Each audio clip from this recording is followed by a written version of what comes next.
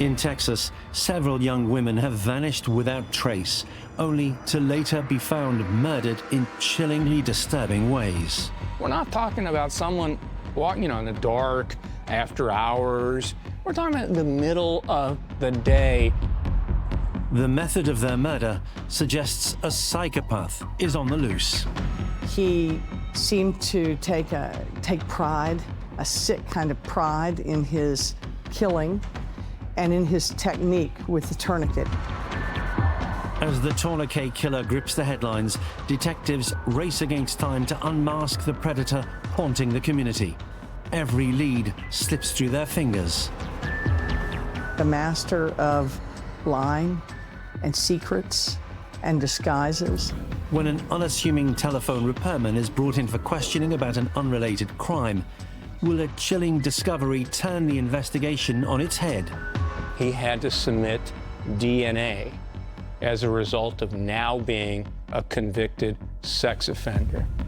Science like DNA has revolutionized criminal justice in my lifetime. I didn't set out to kill her. That was not my intent.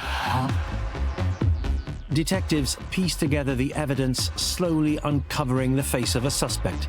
Which clue will expose the truth? What will be a killer's mistake?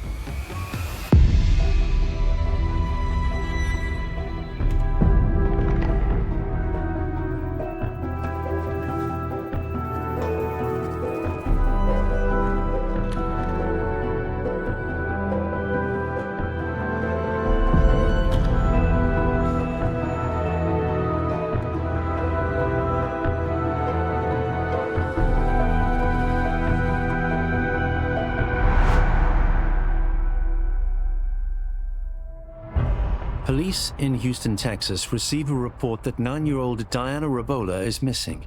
She's last seen at a grocery store just a few blocks from her home in Houston Heights. Andy Kahn, collaborating with the Houston Police Department, is urgently brought in to serve as the critical link between law enforcement and a deeply concerned family. I was involved almost immediately with the Diana Rabola case. And here's somebody that's just walking down the street, buying a few items to take home for a family dinner. And boom. 2 days later, Diana's body is discovered on the loading dock of an abandoned building. She was sexually assaulted, beaten, and then strangled. She is found laying face up, a tourniquet wrapped tightly around her neck. It's just unconscionable that someone can do this to a 9-year-old in the middle of the day. We're not talking about some isolated area. This is a populated part of the town. That's pretty brazen. Detectives have encountered this chilling method of killing before. Diana's brutal murder bears an unsettling resemblance to another recent homicide. 2 years earlier, police discovered the body of 21-year-old Maria del Carmen Estrada in a parking lot behind a Dairy Queen in the Spring Branch neighborhood of Houston. Maria was, a hard worker, trying to help her family, just taking public transportation to and from her work and just helping her family just go about life. And here she was again, vulnerable, by herself, no one else around.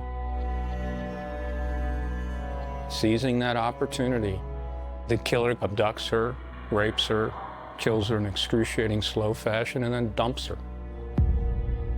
Like Diana, Maria is found with a handmade tourniquet wrapped around her neck. District Attorney Kim Ogg is an assistant prosecutor in Harris County at the time. She's tasked with analyzing critical crime scene evidence. When I'd worked in the Special Crimes Division of the Harris County District Attorney's Office, there were a series of crimes involving a signature mark, a tourniquet left on the bodies, which came across my desk. They were brought by homicide investigators who were working the cases, trying to figure out the whodunit.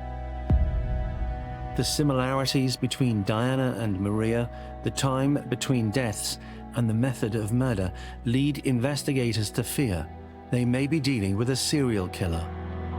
The tourniquet takes your fingers off the pulse, literally, but it gave the killer the ability to turn life on and off.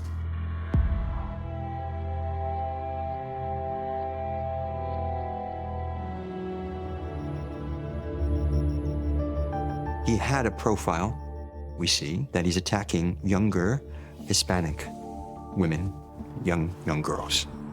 This is so methodically calculated as to how he picked his victims. These were young girls from the ages of 9 to 21, not doing anything wrong. Who is responsible? Police need to build a profile of the killer. They focus on the locations of his attacks, centered in those Houston neighborhoods increasingly home to Latin American immigrants. The neighborhoods in Houston were changing in the late 80s and 90s. They were going dramatically downhill in certain areas. Part of it was we had an immigrant population, very low on the socioeconomic scale, many times, many of them not citizens of the country. And so that created an opportunity for a serial killer who was looking for people who he could grab, rape, kill, and who might not be missed. The one common denominator his victims had, besides being young, were they were by themselves. And little did they know that how vulnerable that made them to a sadistic predator. I felt like it was only a matter of time before the next body would show up. That gumshoe detective work was applied. They were able to extract DNA from Maria Estrada's fingernails. Could DNA found under Maria's fingertips be a killer's mistake? In 1992, CODIS, a combined DNA index system that links profiles across jurisdictions in different parts of the United States, is still in its infancy. No connections are found. There was no general testing of DNA. You had problems in crime labs, and all sorts of Murphy's Law was going on with so many different entities as far as getting a match.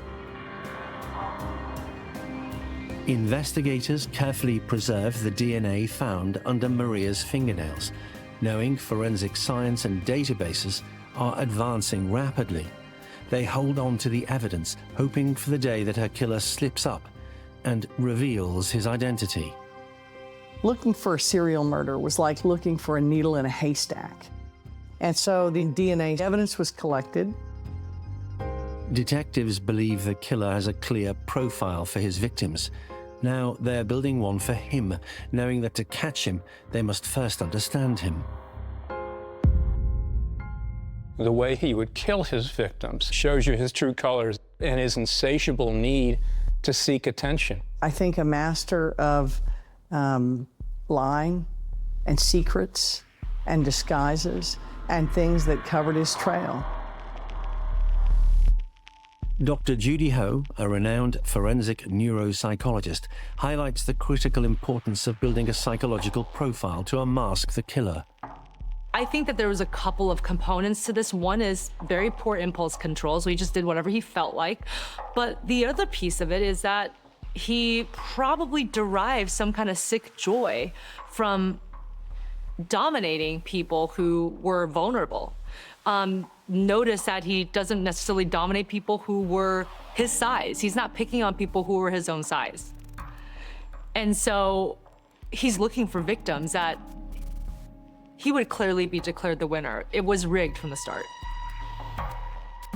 Without any other objective evidence, police might never have been able to find the correct killer. Investigators need forensic evidence, but the science and database technology isn't advanced enough to deliver results.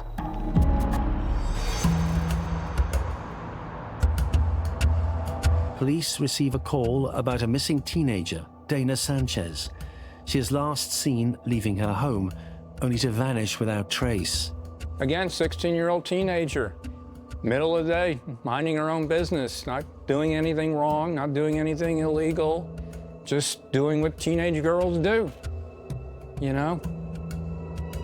A week goes by with no leads in Dana's disappearance until a local news station receives an anonymous call from someone claiming to be her killer.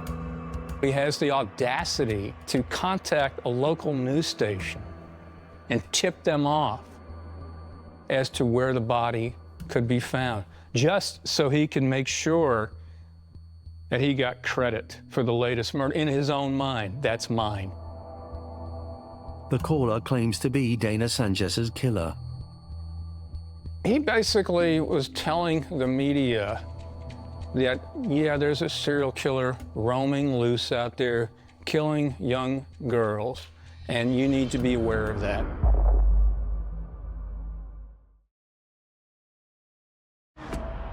When a local news station in Houston receives an anonymous call from a person who claims that he's a serial killer, police have to take it seriously.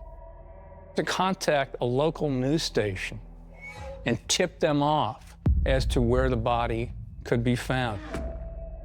You can actually visualize him at home in front of the television waiting for the local news to capture the story of what he did, and him just salivating. Looking for any clue in their search for 16-year-old Dana Sanchez, police arrive at a barren field on the outskirts of the city, and Dana's lifeless body lies sprawled, decomposing in the dirt. She was tortured and just dumped like the rest of them. Someone that can do that without any care in the world and just leave her out there just to rot. It's about the lowest of the low you could possibly imagine of a life form in this universe. Still wrapped around Dana Sanchez's neck is the murder weapon, a tourniquet. Dana Sanchez was a bit older, 16 years old. The MO is the same, he strangled her. We don't know much more else. We can assume she was probably sexually assaulted. What we do know is that a victim profile for sure has emerged. The third young Hispanic woman strangled with a tourniquet in 3 years confirms investigators' fears. The suspected killer's call to a local news station leaves detectives fearing they're being lured into a dangerous game of cat and mouse. He seemed to take pride, a sick kind of pride in his killing and in his technique with the tourniquet. It worked for him. It was his signature. And it distinguished him from other individuals who kill people with their bare hands. Investigators have 3 victims, each with the murder weapon left at the scene. With no other clues to identify the killer, the case captures national attention. The media dubs the unknown predator the tourniquet killer, thrusting him into the spotlight. Notoriety and fame that serial killers want and then ultimately achieve, and then all of a sudden you're a household name, your name's in the paper, your name's on the news. He so desperately wanted that. The ensuing media frenzy may have been just what he wanted, but the pressure is on police to catch the killer. Nobody could find anything. For 3 years, police strive to make gains in identifying the tourniquet killer. They analyze the anonymous call made to the local news station. They look for further links between cases and meticulously gather forensic evidence. When a local telephone repairman is questioned by police for an unrelated crime, detectives see no reason to suspect a link to the elusive tourniquet killer. Here's a guy that worked for the phone company, telephone company, Southwestern Bell, as a repairman. Maybe you wouldn't suspect a family man that seemed happy in his marriage and in his family life. His name is Anthony Shaw, and he is suspected of committing an horrific crime. All of a sudden, Anthony Shaw does a despicable act when he sexually abuses and assaults his 2 young daughters. They make an outcry. He's arrested. He raped his daughters, and his daughter's outcry spurred his arrest. The repairman accused of sexually abusing his own children is 36-year-old Anthony Shaw. Investigators who are hopeful of convicting him for crimes against his own children search for any evidence from his past. What had made him such a monster? A few things stand out for me about Shaw's early life, right? He was very precocious. He's already sort of making, 4 or 5-year-old, what could be construed as sexual advances towards these little girls. One of the biggest red flags was that he would actually torture animals at a young age. It shows a level of lack of empathy, lack of emotionality. There was something going on with his sister as well, okay? Apparently he had stabbed her in the head with a screwdriver. And we know again also from later reports that she didn't seem to be very empathetic towards him as well. Shaw used his sister to lure girls in the neighborhood back to, his house, or to grope them, to kiss them. I think he instilled fear in his own sisters. And I think there was a part of his sisters that probably feared for themselves. They didn't do what he asked. And even though they knew that this couldn't lead to anything good, they were manipulated by him. And they were doing so possibly out of their own self-protection. While investigating Shaw for sexual abuse of his own children, detectives hear from friends and neighbors that he appeared ordinary. For a while, Shaw had a normal life. In addition to working at a regular job during the day, in the evening, he performed the piano. So he was, he was known amongst people who went and attended live music functions as well. There's some people that worked for the phone company astonished, and they were dumbfounded. They said, I worked with him. I know him. I went to lunch with Anthony. Sure. I can't believe that's him. He was so nice, such a normal guy. Anthony Shaw seemed like a happily married man. I do have to wonder about the true nature of that relationship. Did he really get married because he had genuine affection for this person, or was she basically used as a pawn in his game? That's part of the facade that they try to maintain. That's kind of like their Jekyll and Hyde ego that they like to have. Is there some sort of normalcy where no one suspects anything? We could see that from when Anthony was a child, from the torturing and killing of innocent animals to putting a screwdriver through his sister's head. So sadly, it's no surprise that he would definitely abuse his own family members as well. It takes investigators 1 year to build a case against Shaw for the abuse of his own daughters. So Anthony Shaw is convicted in 1998 of molesting his 2 daughters. He's put on probation like many sex offenders are, particularly on your first offense, so that's not a surprise. He was put on probation. But the catch was he had to submit DNA as a result of now being a convicted sex offender. When detectives confirm a match, they are stunned to discover that the assault on his family was just one piece of Shaw's larger web of horrific crimes. And this is the turning point in the case.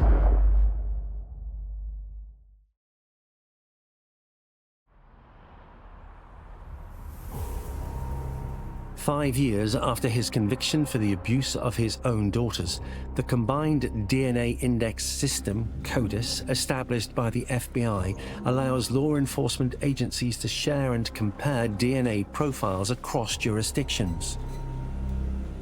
Because the laws had changed and DNA samples could and were taken from individuals charged with certain crimes, his sample was entered into CODIS, the national system for matching DNA to known individuals or unknown individuals. When detectives check Anthony Shaw's DNA against unsolved crimes on the CODIS network, it reveals a match they've been looking for 8 years. The DNA was then ultimately matched from Estrada's fingernails. 6 years into an 8-year sentence of probation for indecency with a child, and 11 years since Maria del Carmen Estrada's murder, investigators in Houston arrest telephone repairman Anthony Shaw. There wasn't anything to link him with the murders until you were able to run his DNA. Police are confident that whoever killed Maria del Carmen Estrada is also responsible for killing Diana Rabola and Dana Sanchez. But with no DNA available from the scene of those crimes, detectives decide to confront Anthony Shaw in an interview. Detectives gear up for a high-stakes showdown and interrogation, hoping it will be the key to breaking the case wide open. As the interview begins, Shaw sits down and calmly presents his version of events, while the officers tread carefully, uncertain of what lies ahead. And I ran across this really a beautiful young lady for your ride. She turned me down. But she was on my way to work every morning. Shaw initially admits to officers that he did meet Maria del Carmen Estrada on the day that she went missing. One day it was misting rain. She saw me, asked me for a ride. It was going places. She was talking about, yeah, she wanted to go out. Well, we pulled in. We wanted a Dairy Queen. You're all rescue? Yeah, all rescue. It was going okay. She was amenable to a kiss. Listening to Shaw recount these events, I don't hear the self-absorbed narcissist that people might attribute to him. I hear someone telling a story, very matter-of-factly, all right? It lacks empathy, right? But it's not embellished. When I pushed her further, I got out of hand. She opened her glass and she was resisting. When I had this sleep consumption, not like voices in my head, but just driven, that I was going to have her regardless. I don't know what the hell you call it. I'm trying to understand this, but I wanted to possess her somehow. She became real violent, just fighting, wanting to get out of the car. Detectives brace themselves as Anthony Shaw begins to talk, and then talk some more. What he says next will change the entire course of the investigation. I didn't set out to kill her. That was not my intent. But it got out of hand. I strangled her. Detectives are stunned by Shaw's chilling honesty. The interview takes a dramatic turn as he begins what appears to be a confession, claiming he strangled Maria del Carmen Estrada. When he was interviewed by law enforcement, there did seem to be a desire to clear his conscience. Officers, keeping calm as Shaw confesses to murder, are blindsided by a new revelation. In 1993, 14-year-old Selma, a name used as a pseudonym to protect her identity, suffers a brutal attack. Is another mystery about to be solved? I'm guessing she was probably 16, 17 at the time. I'm not really sure how old. She was young, she was attractive. She was a latchkey kid coming home from high school or whatever school she was going to. So I had broken into the house, which wasn't easy. The door was unlocked, and I waited for her to get there. So the living rape victim was a young person whose house he surveilled for several days. Shaw was a telephone lineman. He had access to every neighborhood in Houston. You can basically spy on so many different people throughout the day. He had a reason to be there. He had a marked vehicle. It made it totally easy for him to just look for victims and exercise his demon. And I wanted to prove to myself that I didn't have to take a life and tie her up with electrical cord and raped her. I didn't know of her existence when I worked on Deanna's case and on Carmen's case in the early 90s until he admitted to them a decade later, after he was already caught and his DNA identified and matched. Shaw holds back from taking Salma's life, but he confesses to detectives his insatiable urge to kill will ultimately become unstoppable. Strangely, she fought like hell. I mean, just wouldn't go along with anything. The details he provides about the targeting of 9-year-old Diana Rabola are devastating. And she was so afraid, I'm sure, that I don't recall what type of cord or string or piece of wire or something. And did the same thing. I knew it, and I don't know why. It kept happening. I couldn't stop it. I think Anthony Shore wants to be a paradox to the country. Yet on one hand, he wants credit for these brutal rapes and murders and anything else he wants. Yet at the same time, he wants everybody to know how sorry he was and please ask for my forgiveness and so forth. You know what? That day's long gone. You blew that. For detectives tasked with proving the case against him, Shaw's confessions are a treasure trove, and he's far from finished. As he keeps talking, he unveils chilling details about how he crossed paths with Dana Sanchez in 1995. I was making a corner. I just said, hey, if you love, go ahead. She says, man, I'm going to see my boyfriend somewhere. I forget where she told me. I said, no problem. Jump right in. He's going to younger girls to comfort himself, okay? If he starts actually now talking to this girl and confiding in her, it's probably because he knows that older women would think him strange, right? Younger girl is going to listen. I was flirting with her heavily. At the time I had really long hair. She was jokingly, no, I've got a boyfriend, this and that. So I grabbed her, pulled her into the back of the van. I knew there was nothing I could do to get out of this.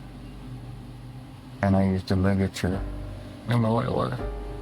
I want to say it was a yellow twisted nylon rope, but I don't remember for sure.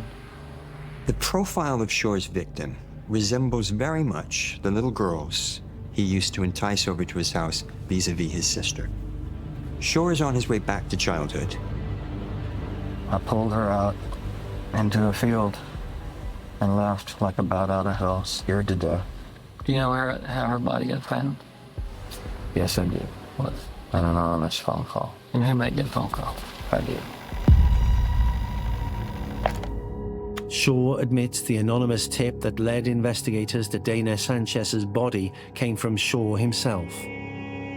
When Dana's not found, I guess, I gotta get some sort of attention. Someone's got to know about it. Anthony Shore, obviously was in tune with the news of what he had done, and evidently, since nobody knew, particularly the media, nobody was broadcasting to the world, particularly local news, wasn't telling anybody about the latest murder. He certainly wanted credit, wanted to be known. In Texas, full disclosure can lead to plea deals, even in cases involving serial killers. If Shaw is trying to avoid death row, his chilling arrogance suggests he won't succeed. He seems to take a twisted pride in recounting his crimes. He then delivers yet another shocking revelation. Anthony had another victim. It's unfathomable what happened to her, and she was the first. She started freaking out, and I begged her. I said, please stop. Do this. Let me just give you a ride. She was like, no.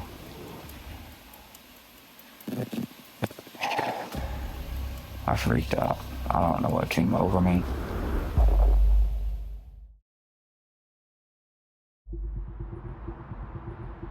Anthony Shaw reveals that 6 years before killing Maria del Carmen Estrada, there's another victim. Lori's case was in 1986. Lori's 14 years old. I mean, think about your children. who are 14 years old. I mean, it's unfathomable what happened to her.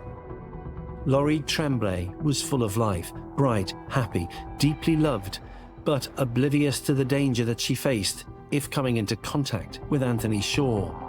Laurie was walking to school, doing what thousands and millions of youngsters do every day. One morning, this girl comes up and asks me for a cigarette while I was at the stoplight. I asked if she needed a ride, and I gave her a ride. And a couple days went by. She saw me. I gave her a ride again to school. She and I became involved just in the sense of kissing. You know, hello, goodbye. I started giving her a ride on a semi-regular basis. He keeps returning and develops this very strange relationship with a much younger girl, which is not outside his modus operandi if you consider his daughters, and starts to confide in her, right? And she listens to him. He decides to up the ante, you know, and wants to kiss, wants to take it further. One day it was misting rain. She saw me and asked me for a ride, and I wanted to get more involved in just the kissing and stuff, and I undid her bra. Everything got out of hand. She freaked out, and we got into a fight. As Shaw speaks, the revelations come thick and fast. Details that would have stayed hidden if not for the DNA breakthrough that shattered the case wide open. The officers listen intently, piecing together the chilling truth that he's finally laying bare. This one freaked out, threatened to tell, and that was the stress that created that, you know, unempathetic, low impulse. Everything was just on super drive. I tried to knock her out because I just really freaked out. It's not right. I'm not justifying it. It's hard to talk about. I took this cotton cord and I tried to make sure that she would never ever tell anybody, even though I knew that was insane. He tells investigators he didn't use his signature tourniquet on Laurie.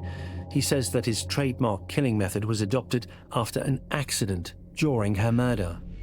So Shore changes his MO and uses this tourniquet because he claims that he injured his finger while murdering Laurie Lee Tremblay with his own bare hands. Shaw claims to have callously dumped Laurie's body behind a Mexican restaurant before returning to work. And that same evening, he performs piano at a local jazz club. That's how serial killers operate. They blend in, so they remain anonymous, so they don't tip off that there's anything wrong with them. If detectives accept Shaw's claims of full disclosure, Laurie Tremblay emerges as his first murder victim.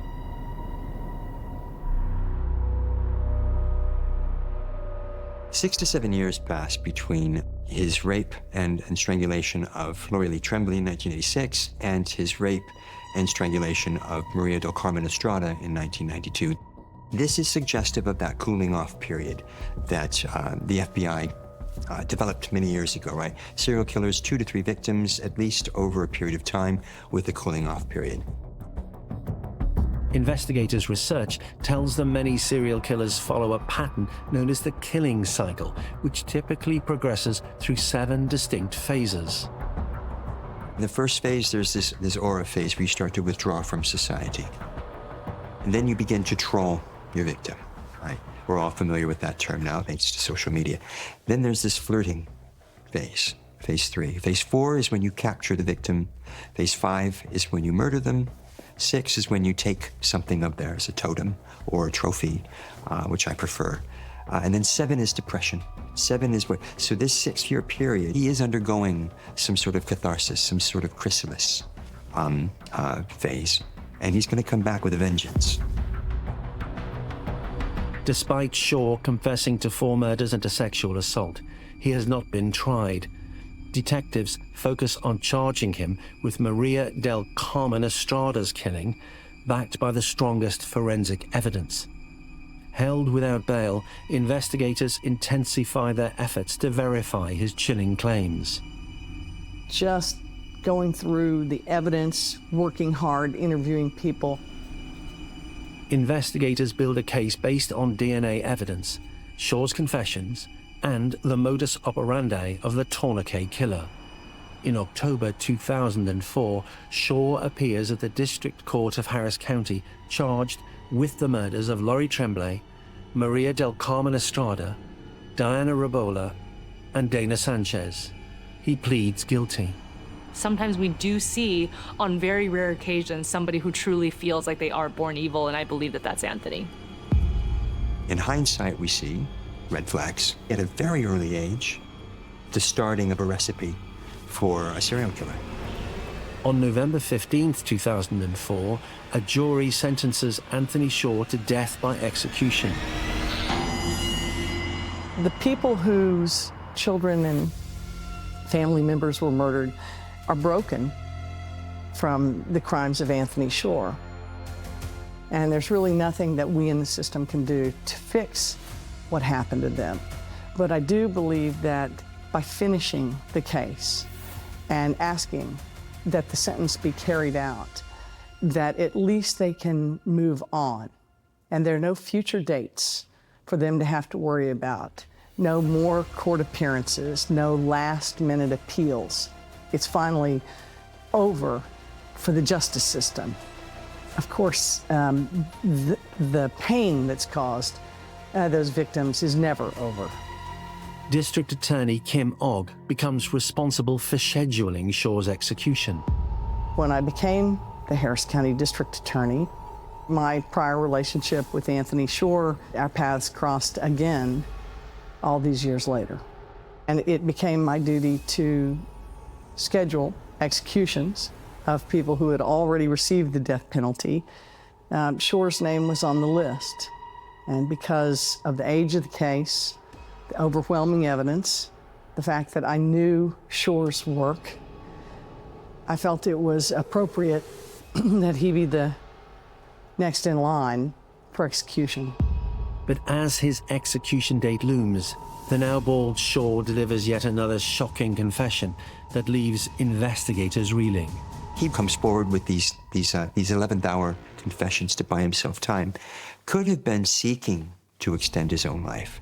He bragged about up to, I think, 60 additional rapes. I learned that there were, according to him, many other rape victims. We've only learned that as his death date approached, and that he considered it an accomplishment to be able to rape women without murdering them. And so he confessed to a number of alleged rapes that he said he committed on women that he met in social settings or bars, where he would slip them Rohypnol, the date rape drug, take them to his van, rape them, sometimes sell them to others, and then deliver them back, supposedly without them knowing what had happened to them. Where I knew we weren't through with him. So it wasn't surprising to me that after he was executed, all of a sudden we find out he was claiming 60 some odd sexual assaults, rapes, and any other horrific offenses. Law enforcement will look at the claims that he made, and we'll go back and look for old cases. I would hope that anyone watching this who came into contact with Shaw and who felt like they might have been violated, whether the statutes run or not, whether it was ever reported, I hope they'll let law enforcement know.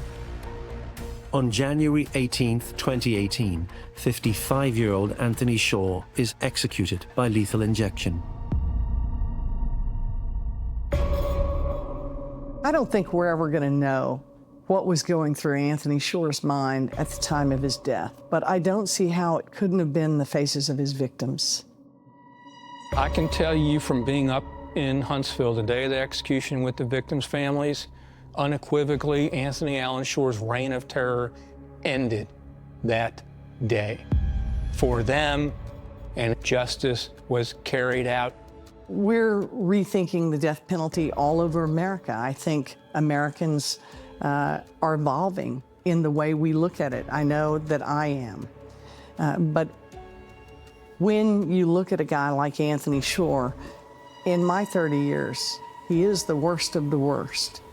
And as long as the law exists, unfortunately, there are going to be individuals like Shore.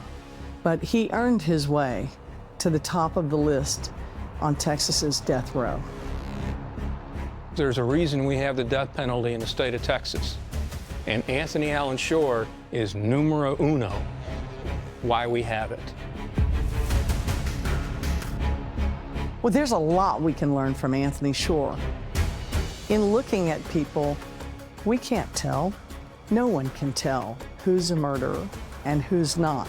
I think that we have to support science and technology in and applied to criminal justice.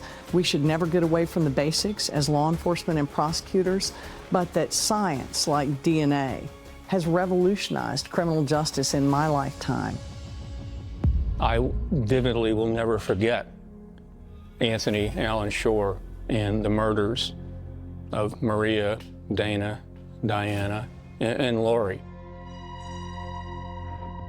I think if anything you're going to take away from this is never assume if you're out walking by yourself that you're not going to be targeted or you're not going to be a victim. Because like it or not, there's Anthony Allen Shores walking and living amongst us today. That's the sad reality. They are your next door neighbors, they're your coworkers, they're your friends, your business partners, people you recreate with, people you go out to dinner with. You just don't know. And he's living proof of that. When Anthony Shore claimed the lives of his victims, he believed his crimes would remain buried in the shadows, beyond the reach of justice. But what Shore didn't count on were the leaps in science and forensic technology that would one day catch up with him. His daughter's outcry spurred his arrest, which led to the DNA sample being taken from him because he was convicted. And when his sample was entered into the CODIS database, it matched. What he did to his two daughters ends up solving the murders of the 4 young girls, because if he hadn't have committed those atrocities, the abuses on his daughters, who knows if it would have ever been solved. Leaving a trail of forensic evidence that connected his horrific crimes against his children to a series of murders was a killer's mistake.